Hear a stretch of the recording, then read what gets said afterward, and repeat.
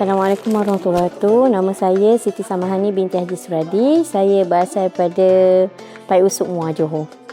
Alhamdulillah, saya sangat rasa berpuas hati sesi yang dikendalikan oleh Ustazah Zanaria pada sesi yang pertama, yang mana dia jelas menerangkan rukun umrah dan perbezaannya dengan haji dan juga larangan sepanjang tempoh ihram. So, jelas berserta dengan contoh-contoh dan kes-kes sebelum ini. Maksudnya penjelasannya mencakupilah dengan kemusykilan saya.